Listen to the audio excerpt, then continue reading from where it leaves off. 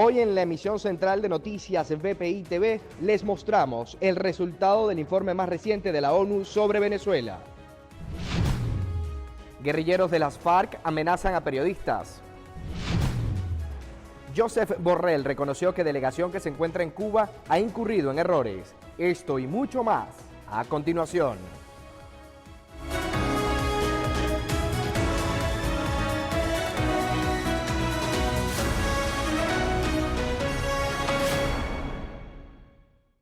¿Qué tal, amigas y amigos? Sean bienvenidos a la emisión central de noticias en BPI TV que llega a ustedes a través de Roku, Apple TV, Amazon Fire y nuestro acostumbrado canal en YouTube. Yo soy Jesús Andrés Bastidas y los invito a que nos sigan a través de @BPI TV tanto en Twitter como en Instagram, @Jesús Bastidas P mi cuenta, y también a que visiten nuestro renovado portal para ustedes, www.bpitv.com. Iniciamos las informaciones. La misión de determinación de hechos sobre Venezuela presentó una actualización oral del informe donde aseguran que aumentó la persecución y las violaciones a los derechos humanos en el país.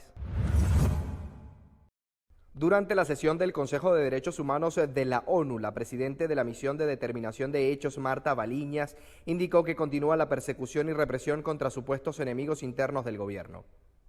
El clima político de exclusión de las voces disidentes parece continuar, marcado por la represión de la oposición política que destacamos en nuestro primer informe. Baliñas indicó que espera que Venezuela resuelva la crisis de derechos humanos, reconociendo que se han cometido violaciones.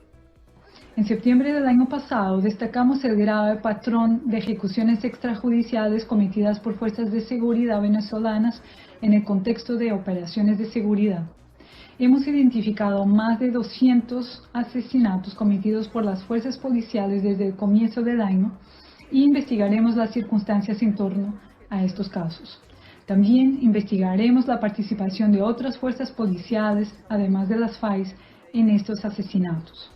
Entre el 7 y el 9 de enero, las FARC llevaron a cabo la que podría ser una de las operaciones policiales más letales hasta la fecha en el barrio de La Vega, en Caracas. Según fuentes oficiales, se desplegaron 650 agentes en la operación. Nuestras investigaciones preliminares indican que al menos algunos de los asesinados fueran víctimas de ejecuciones extrajudiciales.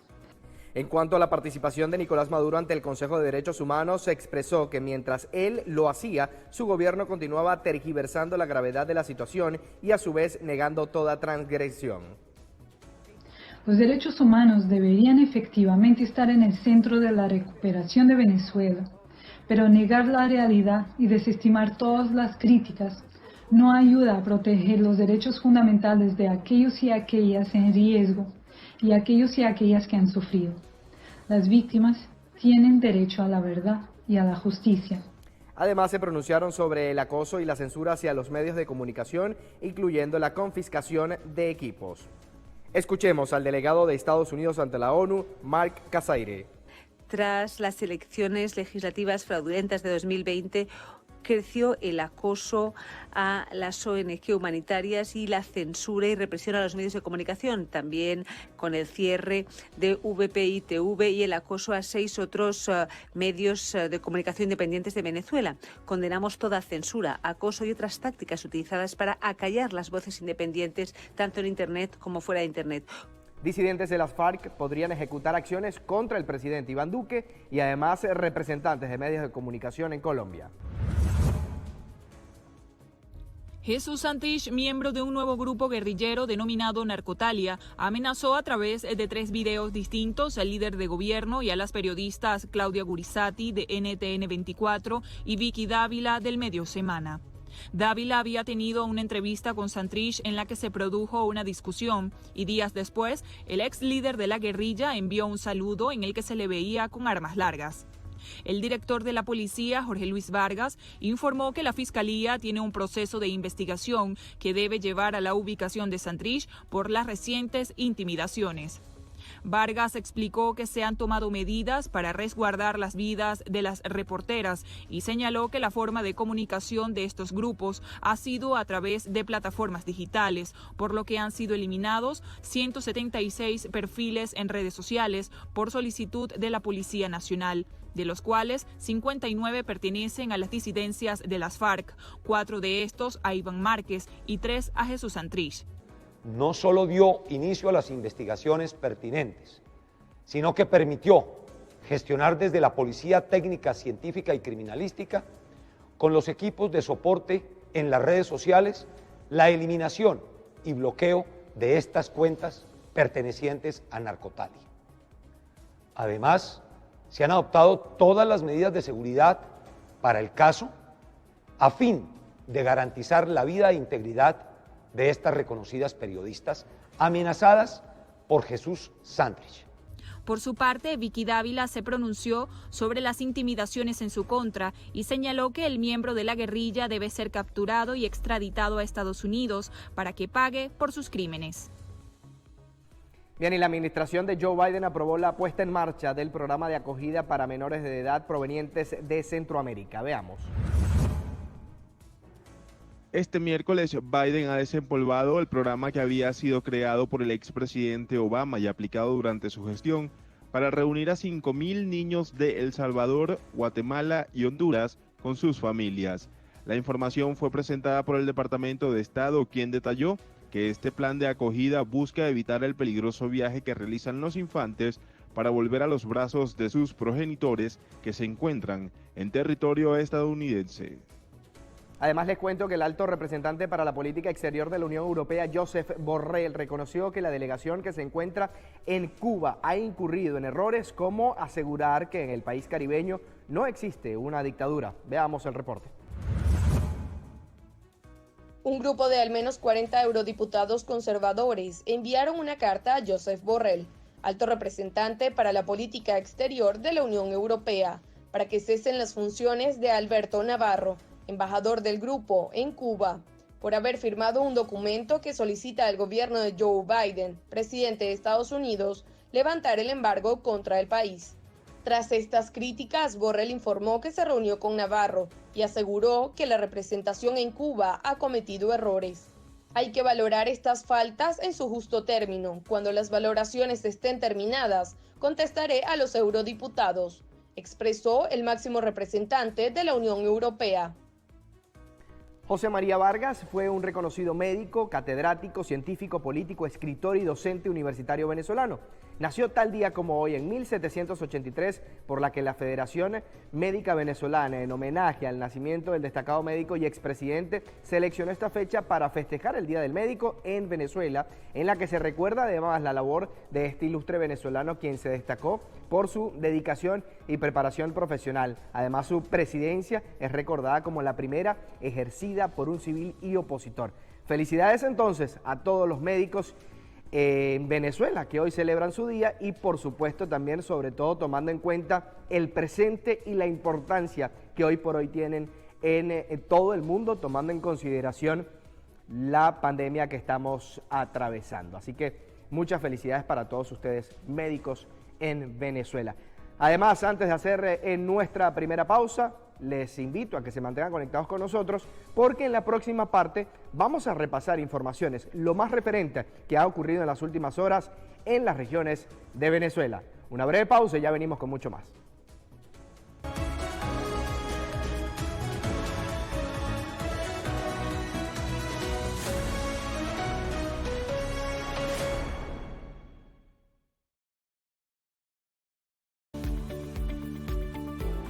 Hola, soy Guillermo Nolivos, presidente de Nolivos Law Firm.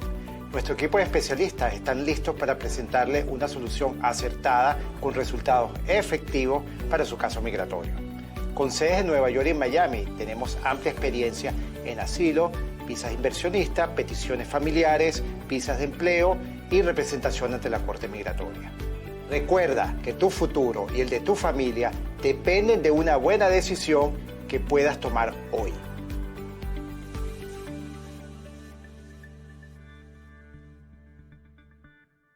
GM Envíos es una empresa especializada en el transporte de encomiendas desde Estados Unidos a Colombia y Venezuela. La transparencia es una de las cualidades que nos caracteriza. La entrega de sus empaques está 100% garantizada. También contamos con el servicio de pick-up, es decir, que recogemos la mercancía en su casa y le ofrecemos un embalaje especializado y así esa carga llegue en excelente estado a su destino. Somos GM Envíos, seguridad, rapidez y atención personalizada. Tu mejor aliado en envíos de encomiendas a Colombia y Venezuela.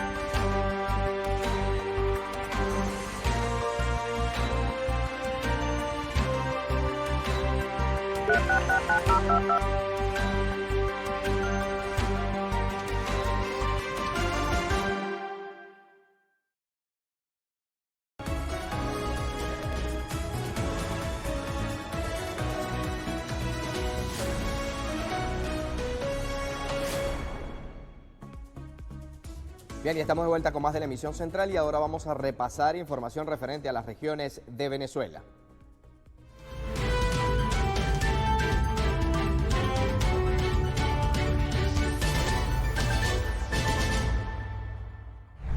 Este miércoles en diferentes estados del país los médicos hicieron un llamado a la administración de Maduro para que se tomen las medidas correctivas que permitan mejorar la calidad de vida de los pacientes y condiciones laborales en sus puestos de trabajo. El Colegio de Médicos del Estado Anzoátegui emitió un comunicado en el cual describe la dura crisis que enfrenta el gremio. El doctor Víctor Velázquez, presidente de la instancia, reportó que persiste la carencia acentuada de insumos médicos y de bioseguridad, tales como tapabocas, batas, guantes y gorros quirúrgicos. Velázquez lamentó que a la fecha no observan que el Ejecutivo implemente estrategias que puedan solucionar la crisis. Trabajadores del Hospital Pediátrico Menca de Leoni en el estado Bolívar protestaron para exigir la reactivación de ese centro asistencial que se encuentra cerrado desde abril de 2018 por decisión del gobierno regional. El centro médico tenía capacidad para 150 camas infantiles. En el año 2018 el gobierno ordenó el cierre del pediátrico por un severo problema de aguas residuales y prometió que las reparaciones tardarían solo 3 meses, pero luego de casi 3 años aún permanece cerrado. El Gremio Médico del Estado Nueva Esparta emitió un comunicado en el que se pronuncia sobre este 10 de marzo, fecha en el que se reconoce la labor de los galenos en Venezuela. Resaltó que en esta región van 7 profesionales fallecidos en lo que va de pandemia. El comunicado revela las caóticas condiciones que enfrentan los trabajadores de la salud, lo que ha incidido en la calidad del servicio en toda la red de atención del servicio público. El presidente del Colegio de Enfermeros del Estado Carabobo, Julio García, denunció el incumplimiento de la ruta de la salud implementada por el gobierno regional y dispuesta para el personal que labora en los principales centros asistenciales. De las 5 rutas solo funcionan 2. Reiteraron que el salario que perciben no es suficiente para cubrir los gastos de alimentación y transporte. En el estado Táchira, habitantes de los sectores de Pirineos, Barrio Sucre y La Pipita fueron víctimas de estafa en la compra de gas doméstico. Explicaron que entregaron efectivo en divisas y pesos colombianos y un total de 500 cilindros hace 2 meses a un hombre que se hizo pasar por enlace de la empresa que distribuye el gas y nunca más apareció. Hacen un llamado a Freddy Bernal para que realice la investigación. Al menos 15 empresas de suministro de gas doméstico en el estado Guárico abrieron sus puertas luego de un acuerdo con el gobierno regional para cubrir la distribución de combustible en los principales municipios de esta región. Sin embargo, los precios de las bombonas superan el salario mínimo de los venezolanos. El presidente del Sindicato de Transporte del Estado Falcón, José Sánchez, informó que fue restringido el abastecimiento de combustible a 100 litros por vehículo. Esta limitación afecta la operatividad del transporte público en la península de Paraguaná. Destacó que no hay información oficial por parte de la empresa estatal PDVSA. El representante de los trabajadores del volante explicó que esta situación perjudica también a los vehículos de carga pesada, que son los que transportan alimentos, bienes y medicamentos, además de las cisternas que distribuyen el agua. En el estado Mérida, Margelis Pereira y Wilberto Medrano fueron condenados a 29 años en prisión por el delito de homicidio calificado de su bebé de 4 meses de edad. El hecho ocurrió en mayo del 2019, cuando la niña ingresó sin signos vitales al área de emergencia del Hospital Universitario de los Andes. Desde ese momento se inició la investigación, luego que los médicos denunciaran ante el CICPC de esta región. 2 enfrentamientos se han registrado en los últimos 3 días entre las fuerzas policiales y grupo de delincuencia organizada dedicados a la extorsión, robo de vehículos y animales de producción. Los hechos delictivos se registraron en la zona baja del estado Trujillo, en la frontera con los estados Zulia y Mérida, dejando un saldo de un hombre muerto identificado como Gibran Martín Caldera, de 20 años.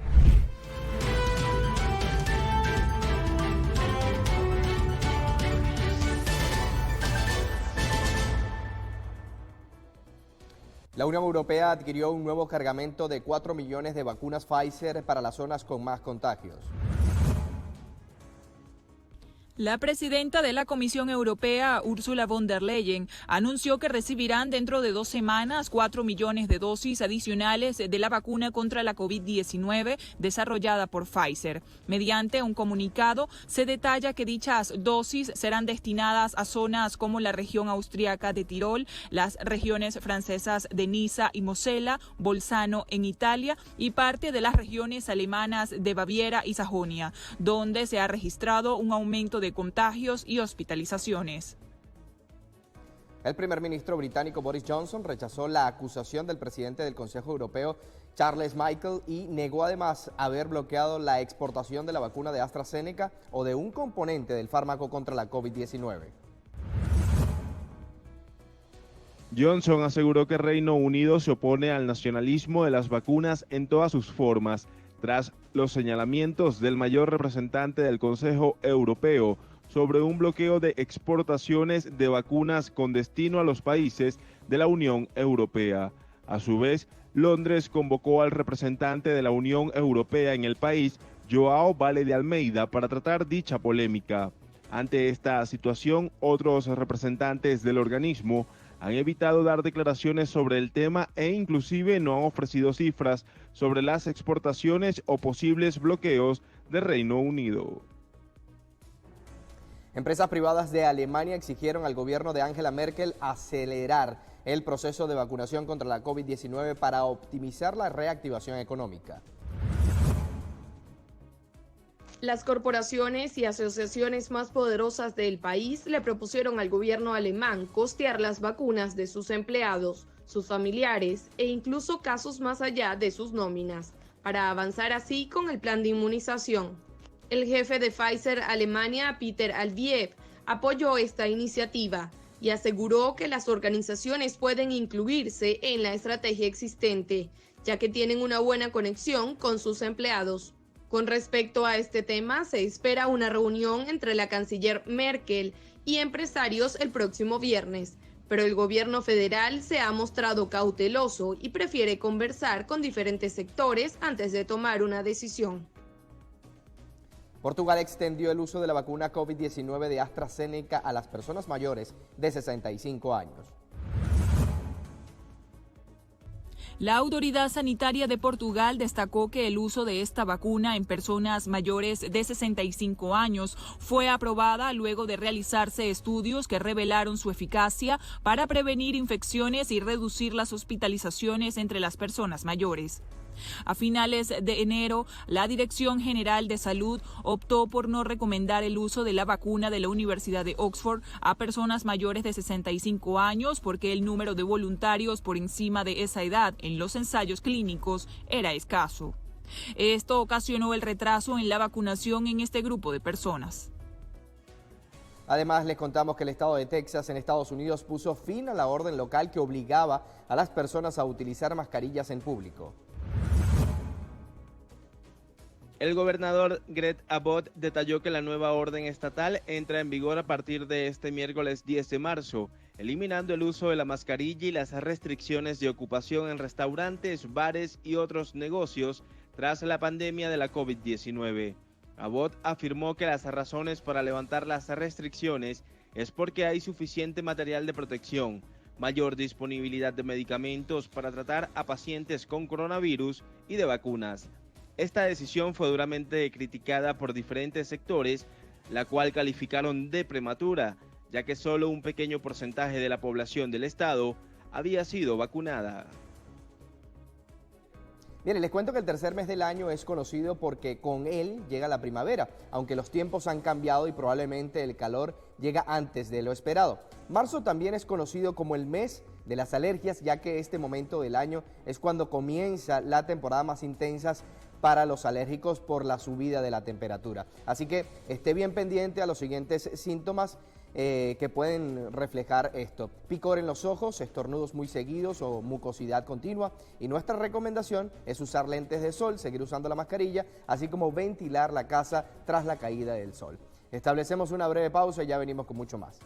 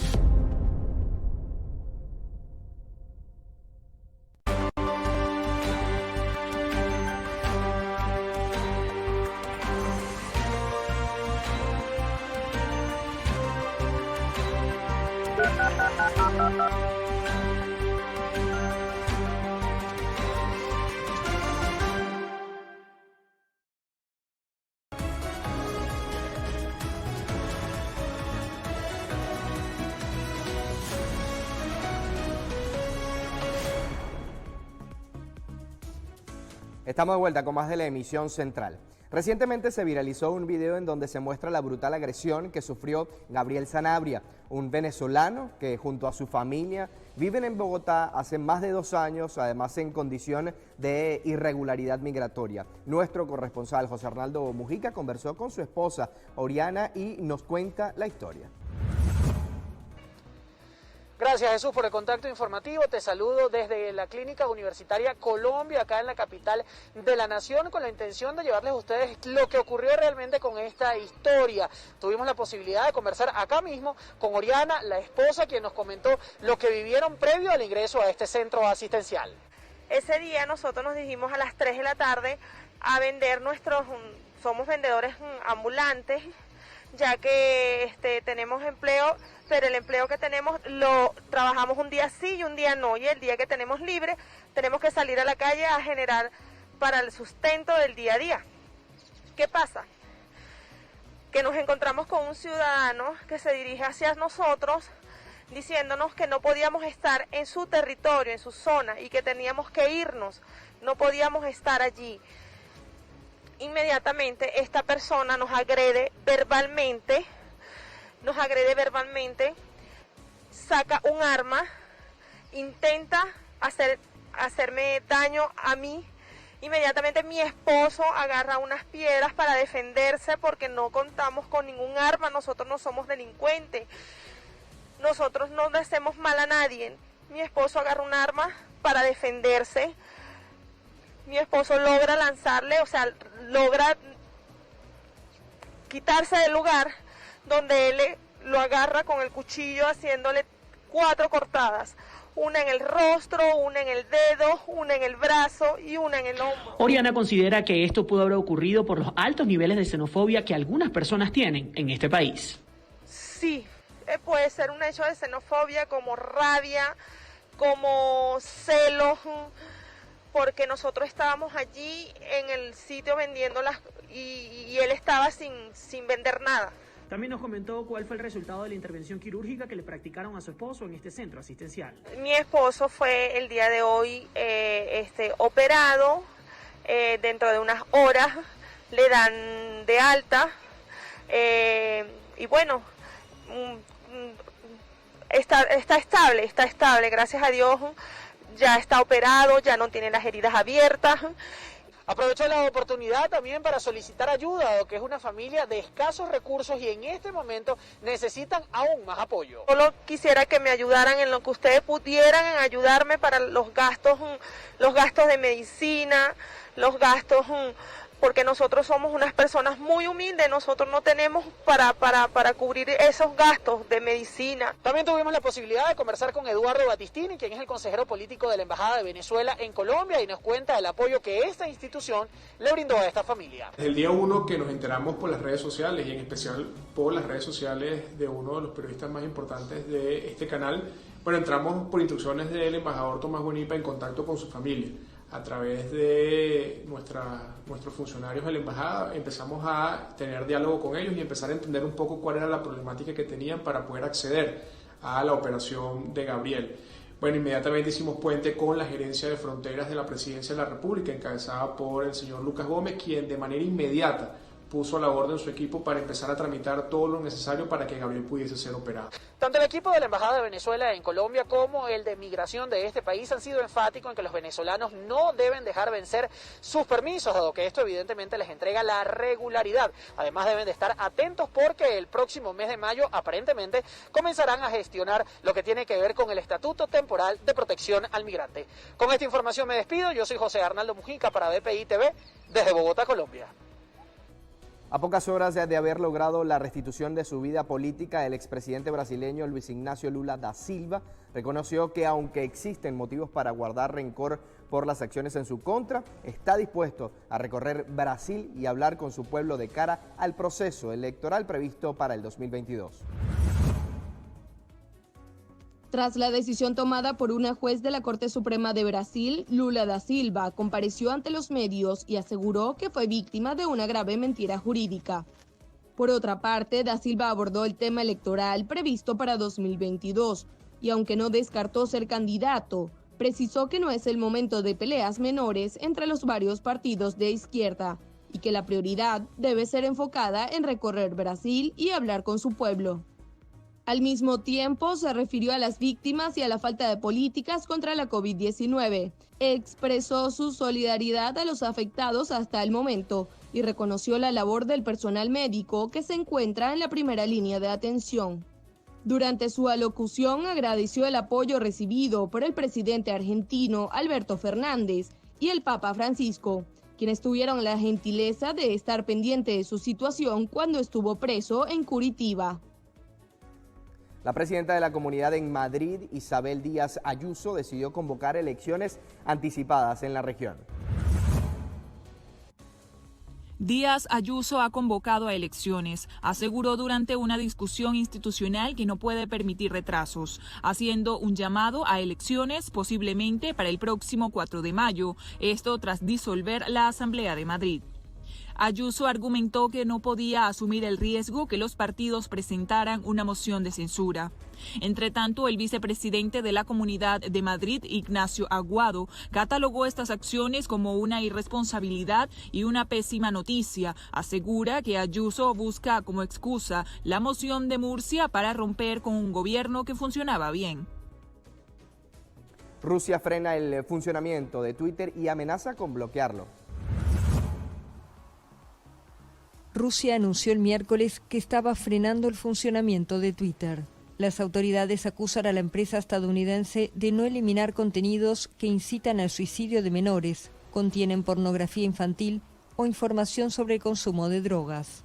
El órgano de regulación de Internet y medios de comunicación ruso advirtió que si Twitter sigue ignorando los requisitos de la ley, las respuestas continuarán de acuerdo con la normativa e incluso podrá ser bloqueado. La advertencia ilustra las tensiones crecientes entre Moscú y los gigantes de las redes sociales. En las últimas semanas, las autoridades rusas redoblaron sus críticas a las empresas estadounidenses Twitter, Facebook y YouTube, así como a la China TikTok, denunciando su omnipotencia y criticando su moderación de contenidos. En especial acusan a varias redes sociales de haber permitido publicaciones ilegales en apoyo del opositor encarcelado Alexei Navalny. Las redes sociales también bloquearon en el pasado cuentas de varios altos funcionarios rusos. El presidente de China, Xi Jinping, pidió además a las Fuerzas Armadas de ese país estar centrados en el combate y la defensa de la nación. El mandatario chino hizo un llamado a las Fuerzas Armadas del país asiático a estar siempre preparados ante las inestabilidades e incertidumbres para responder a todo tipo de situaciones. En una reunión con la delegación militar en la sesión parlamentaria anual de China, Xi Jinping insistió que el desarrollo del ejército debe centrarse en la preparación para el combate. Se tiene previsto que para este viernes se apruebe un ensayo en el que se establece el rumbo de las Fuerzas Armadas, así como un aumento del 6.8% en el gasto militar para este año.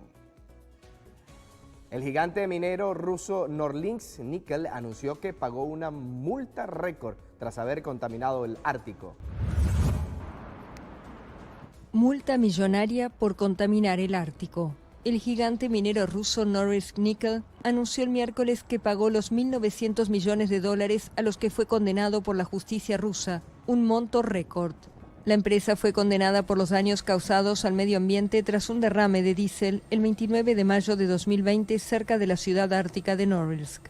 Ese día, unas 21.000 toneladas de combustible se vertieron en varios cursos de agua, tras el colapso de un depósito de una central térmica que pertenece a una entidad de la compañía que no había realizado unas obras que se necesitaban en 2018.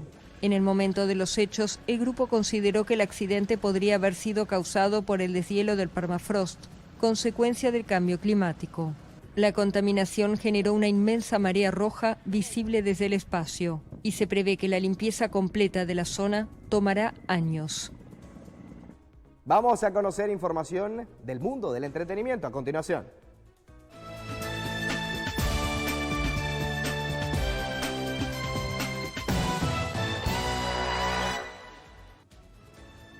Iniciamos con las noticias más importantes del mundo del espectáculo y es que les contamos que la reina Isabel II se pronunció respecto a las fuertes declaraciones de Meghan Markle en su entrevista con Oprah Winfrey, específicamente sobre las críticas racistas que recibieron ella y Harry durante el embarazo de su hijo Archie, refiriéndose a cuál sería el color de piel del pequeño.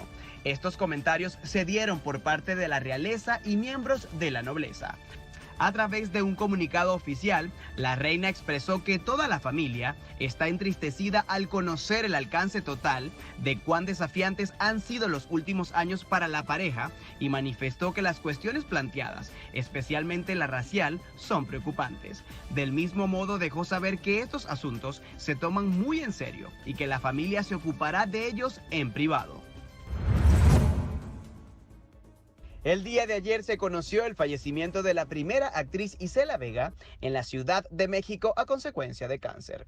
La estremecedora noticia fue dada por la sobrina del artista, Brenda Vega, a través de un escrito que publicó en la red social Facebook. Hoy muere una mujer y nace una leyenda. Isela Vega, tu corazón navega y tu alma ahora descansa. Dejas tu legado con nosotros, honraré tu vida el resto de mis días, te amo. Fueron las palabras de Brenda para despedir a la también escritora y directora de 81 años, que en vida se convirtió en un sex symbol luego de ser la primera latina en aparecer en la famosa revista Playboy. Y en los últimos años de su trayectoria, formó parte del elenco de la popular serie de Netflix La Casa de las Flores. Paz a su alma. Bien, y luego de conocer información del mundo del espectáculo, es momento de poner punto final a la presente emisión central de noticias VPI TV. Antes los quiero invitar a que nos sigan en nuestras cuentas en las redes sociales, @VPI TV, tanto en Twitter como en Instagram, @JesúsBastidasP, y a que visiten también nuestro portal www.vpitv.com. Ahí estamos actualizando información minuto a minuto para que usted se mantenga bien informado. Cuídense mucho, será hasta mañana cuando estaremos con mucha más información.